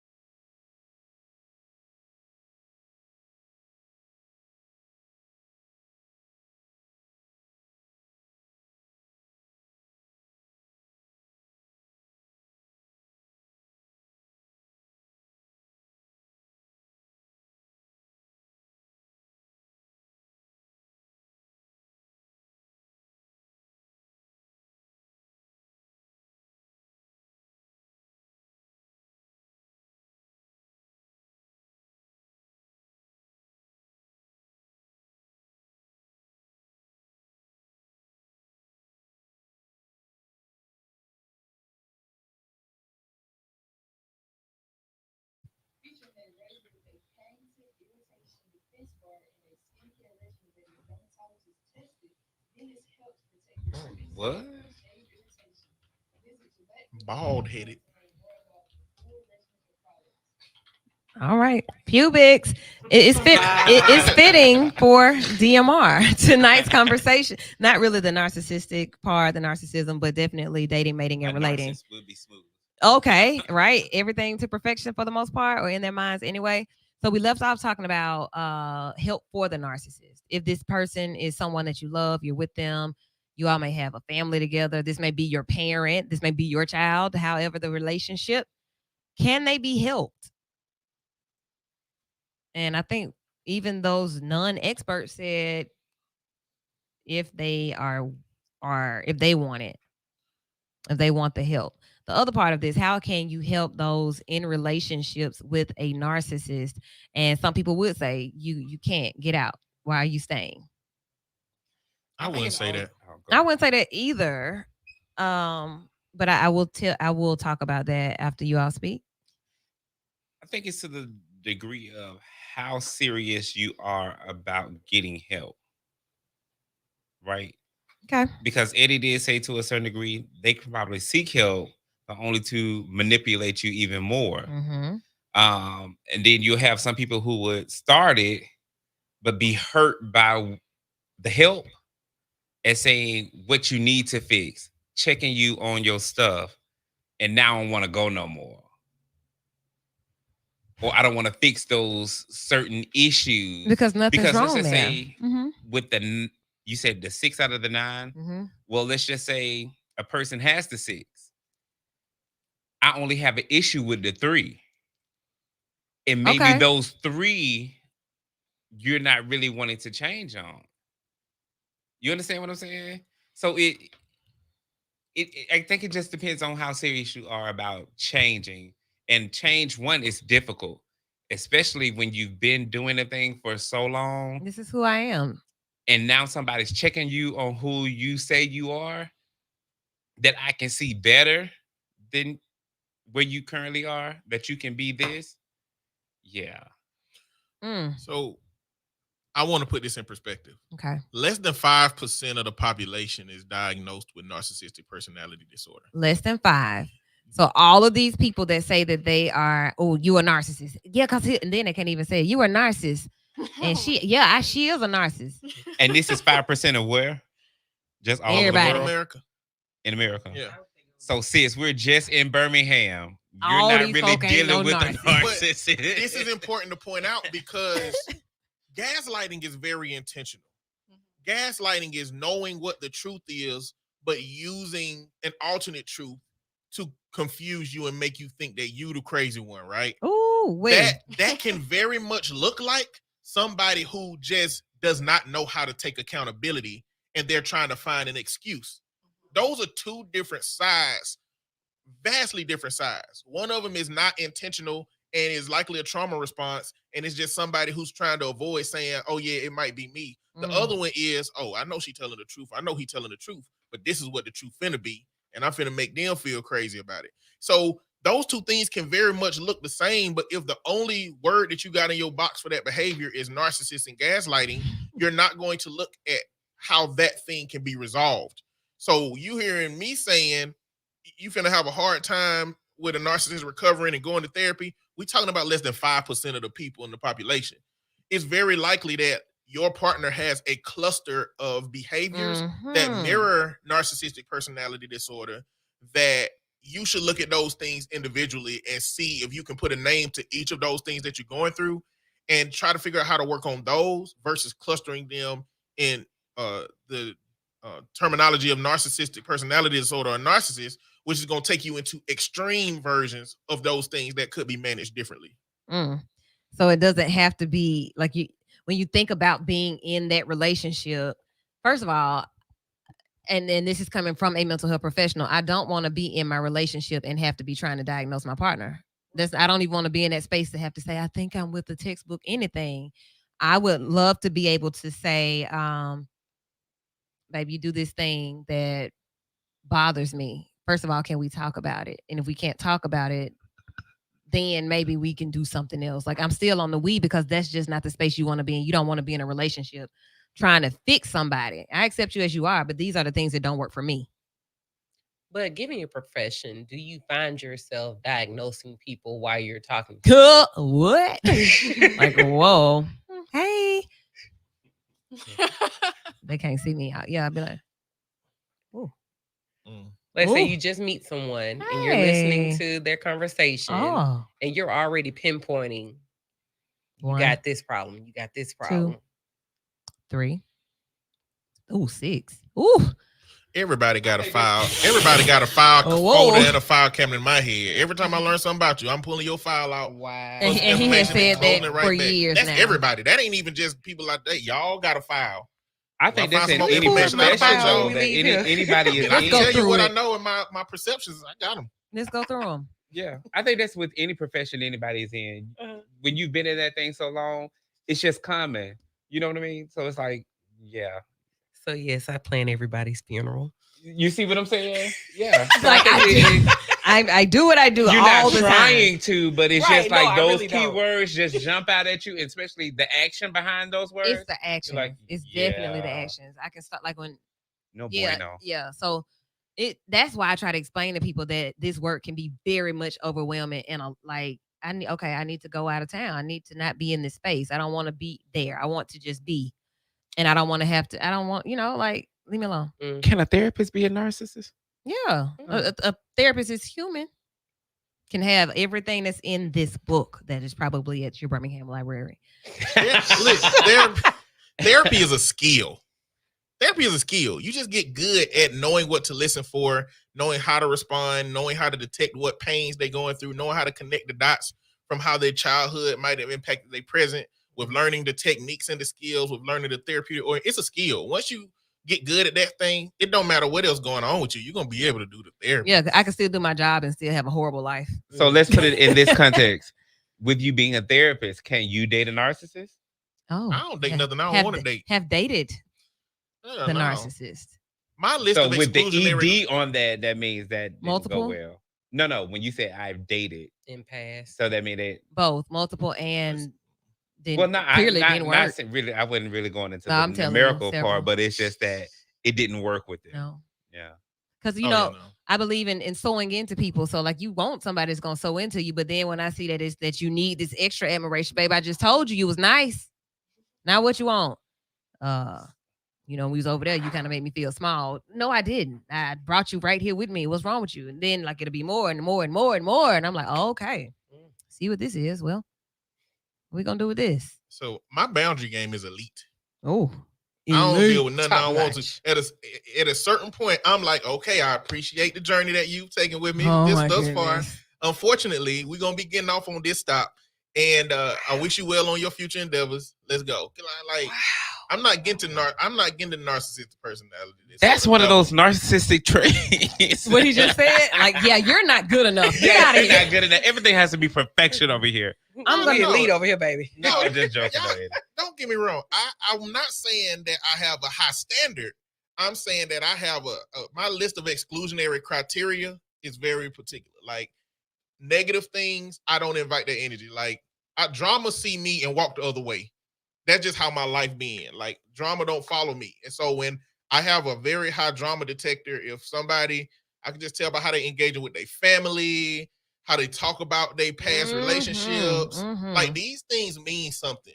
And I just feel like I can see where this might go. And I think so the difference being a male therapist and a female therapist, like, it's still a difference with that too.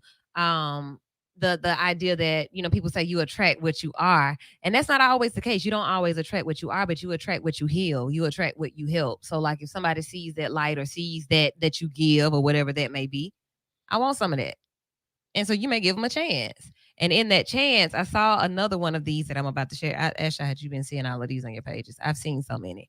But this one said, if we broke up, it wasn't because of me, because I got attachment issues. That was classic, because a lot of people will hang around because of how they attach and their attachment style, and allow you to be who you are in relationship. Like, yeah, you can be a narcissist, and I want to be here to support you and help you because I want to start over. Like, people say things like that, not knowing how deep that goes, or because I feel like you are changing. You're a great person. I see it. I want to be here for the change. This is where you get into the part of the conversation. If y'all want to get deep into it, you can go get deep into it somewhere else, but like we ain't gonna do it here. Where the empath narcissist connection is like a particular type of connection that's formed, because the narcissist is looking for somebody that they can ride that wave of needing to connect with me, and the empath can ride that wave of I need to get my internal needs met by tending to a person that's broken. Jeez. So it ends up being that, like, that's one of those relationships where it's like hard for both of them to recover from that. Right. Listen to this. A person who grows up in an environment where they could do no wrong, otherwise referred to as the golden child, will grow up into a person who thinks they always are right and who will never take accountability for anything they do. Not teaching children wrong from right and spoiling them, not with love, but with overindulgence, will create people who will live their entire lives in a delusional reality where they are the kings and queens and everyone else around them are merely peasants who are there just to serve them. So that's one. And then there are others as well. Let's see. Hold on. Let me see the other. Because it really stood out. Gaslighting is exhausting. It's pure crazy. It makes you, I mean, you don't know if they don't understand. So you try 50 different ways to explain what you meant. Ever been there? Okay. 50 different ways. Then they circle back to the beginning like nothing was said at all. Nothing is ever resolved in its word salad. They avoid anything that makes them take accountability. They focus on some random thing you did or didn't do. And by the end of it, you have no energy and you feel defeated. Especially years of this makes you feel hopeless and exhausted. This is abusive and wears people down. So this is what those people are experiencing that ask, what can you help? Like, help me. I'm in this relationship and I didn't ask, well, do you want to stay? Because if you wrote to me, definitely I would think you want to stay. You're asking for help in the relationship. So yeah, I want to get into how we can help. Eddie, you said you're the king of boundaries, and we know that is the kryptonite to a narcissist. Yes. Boundaries is exclusionary criteria. Unfortunately, what that may mean for some people is if they've surpassed the threshold of what you're capable or willing to deal with, then regardless of whether they can be fixed or not, you have to decide whether that's something that you want to stay in and pursue. Right. If that thing might not be fixed in the time frame that you need it fixed. Like, you need to have a threshold by when this is too much for me, I'm out. If not, I do think that I think the narcissist can be helped less than the relationship that a narcissist is in. If the narcissist values that relationship, they will participate in things that can help that relationship. It's just going to be a very long journey and a very long road if they feel like they're going to lose this thing. Unfortunately, once they lose it, they employ a whole bunch of tactics that's going to probably make your life a little crazy for a while. Right. Like, yeah, now I'm activated. My narcissism is activated and I'm going crazy. What the guy on TikTok I was talking about would say is everything that a narcissist does after that is to get your attention. And when they do not get your attention, they it's upsetting them. So everything they do. So you gave that example of somebody saying, I'm in the best relationship of my life right now. They are trying to get you to respond. They're trying to get your attention back because to them, you belong to them forever. Like you mine. That's just what it is. Welcome to death row. Dang.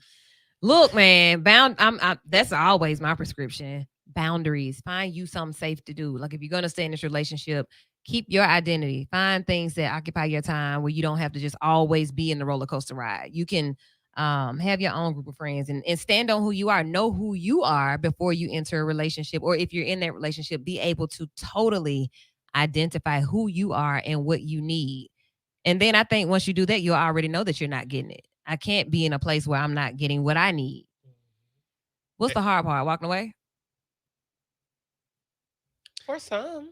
Well, a lot of times the beginning part of a relationship, a narcissist set the stage up for it to make it hard for them to leave. So you talk about love bombing. Sometimes that can take years. It don't have to take 2 weeks. Sometimes a narcissist can love bomb for years to set the stage up of you having thought that they were a particular person. And when you find out they are not, it's you're intertwined in too many ways. You could be married by that point. You could have kids by that point. It's so many different things that can be going on before you find out. But a narcissist, a person with narcissistic personality disorder that is intending to get their needs met, who has low empathy and understands the social implications of what the expectations are for relationships, they set the stage because they know those things. But at the end of the day, they don't really intend to keep doing all of those things because it goes too far to the realm of tending to another person versus tending to me. So listen to this. When you think about somebody that may be a narcissist, like if somebody is listening on the radio, because clearly they don't see the show on Facebook. That's okay. They'll see it tomorrow. Somebody's listening like, dang, that kind of, I do that, or I felt that way. And I didn't realize that that's what was happening. I didn't think about it in that way. I think a lot of times people's behaviors have to be confronted for them to even acknowledge or know that this is something that they do. I didn't know that I did. Oh man, I didn't know that that's how that was taken. I do that because this happened to me when I was 8. Like we don't have those conversations enough to really know why people do what they do. That's what I want to know. Like how you get like this? And another piece is who did this to you? I'll say again, every person that's like buying you gifts is not love bombing. That's where we get into. We need to not look towards the worst case scenario to be the actual scenario until we get the data, corresponding data to suggest it. Meaning, somebody just might the way that they showcase their love language might be buying gifts. It might not have anything to do with love bombing or narcissistic personality disorder. But if you were to watch TikTok enough and to read enough Facebook comments, you would think that everybody who buy gifts for you early is love bombing. I mean, yeah, I thought that before. Like, you just bought me 6 things now. What are you trying to do? You just complimented me too many times. And then after, if I don't hear the comments or the compliments anymore. So when we, like, just thinking about ourselves, would you know a narcissist if you encountered one? I think so. Yes.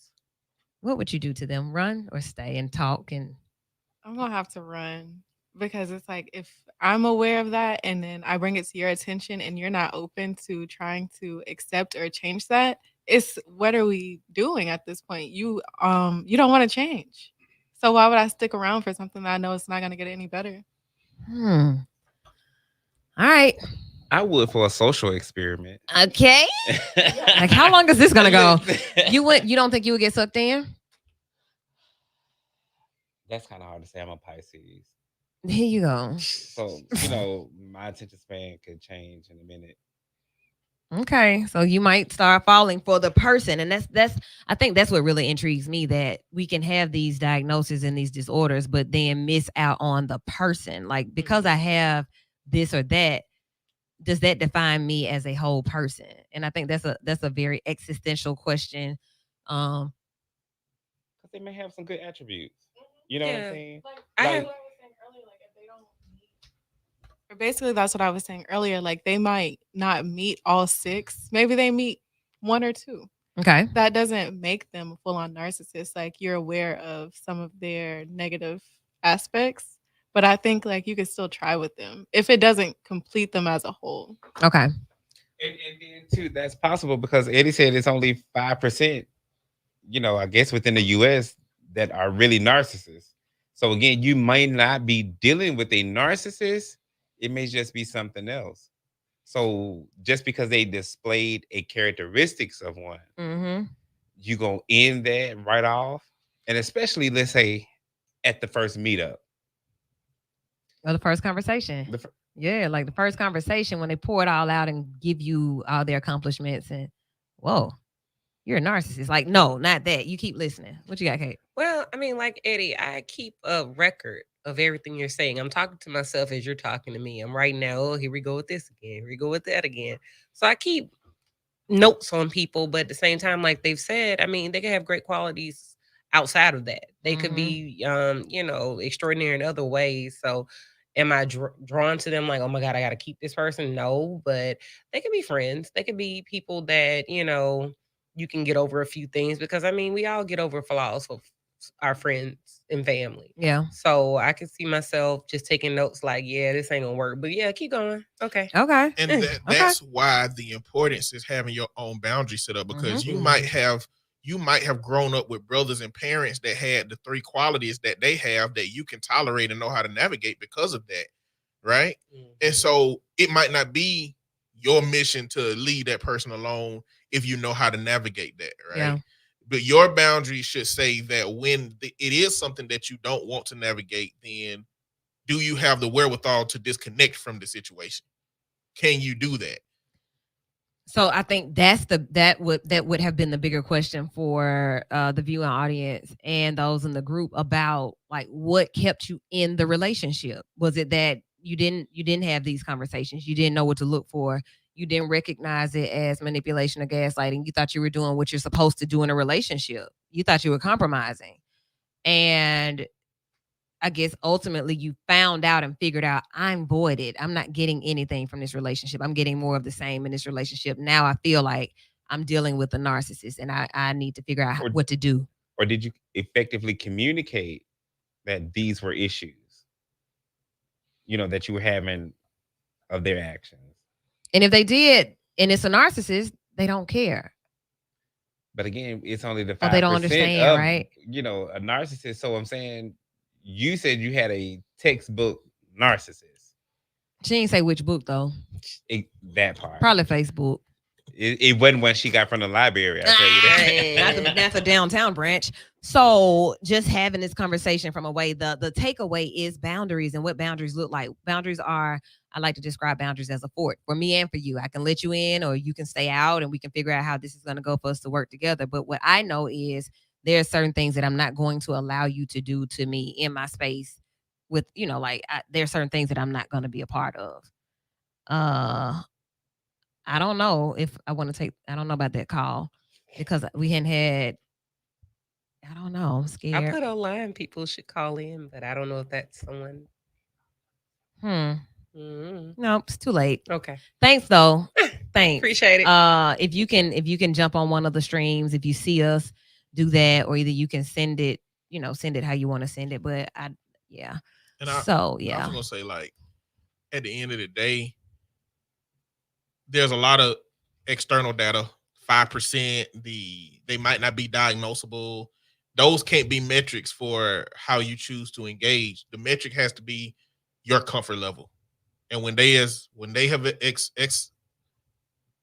reached a threshold of your comfort level, then it's probably time to look at what it looks like to remove yourself from this if you have been engaging with it. So go to therapy.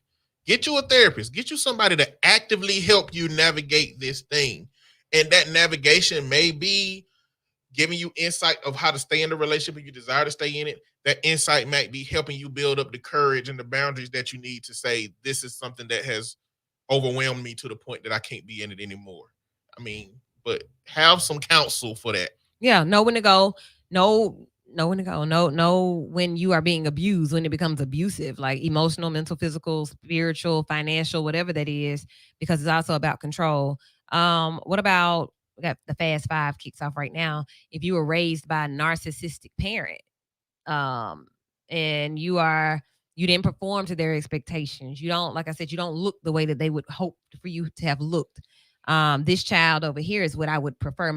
I would like for you to be like Twan, and you're not. And so I'm mean to you. And I, like, wonder what that's like to have the dynamics of a narcissist as a caregiver, as a guardian. That's got to be very difficult for somebody. Mm-hmm. Think about that and how that looks when they enter relationships. Absolutely. They probably feel like they're never ever good enough. But I love my parent, right? Yeah. They still love those parents. So then do they become, like Eddie said, that person will look at things from an empathic place. Like, I do feel, I do need, and this person is not giving me that. So now I take that treatment and I become what? What's my guy? Jeff. We talked about Jeff for months on the show. Had the whole series. He was a killer and he ate people. Jeffrey Dahmer. Become Jeffrey. Don't make a Jeffrey or any of the other people that did not get love. Another group is people raised by narcissistic parents. Yeah. Where there was a golden child and there was the black sheep child. So which child does that mess up? The black sheep child? Both of them. Both of them. Because think of a narcissist trying to get their needs met through their partner, but also needing to go back to that childhood trauma. Not necessarily needing to go back to that childhood trauma, but also needing to use manipulative tactics to get those needs met. That narcissistic parent uses the bad side of that one child experiences the bad side of the narcissism, the other one experiences the good side of it, so to speak. But all of it is manipulative for them to get them needs met that they have. Does anybody have a headache? So when I tell you I'm going out of town, don't ask me questions. Send me cash apps. Something else came to mind when you said that, Eddie, about dealing and being able to navigate. When we revisit this, we'll probably revisit on social media because I know that you all wanted to be a part of the conversation. When we revisit it, I want to talk about how you can have the conversation of telling someone that you think that this may be what they're dealing with or something like this. Just kind of like bringing DMR into mental health and how can I help my partner to see this might be a thing. So we're going to do that soon.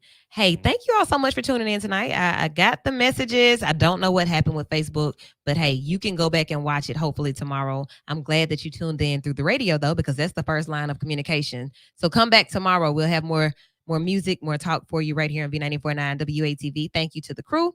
Y'all have a good night. Be vital.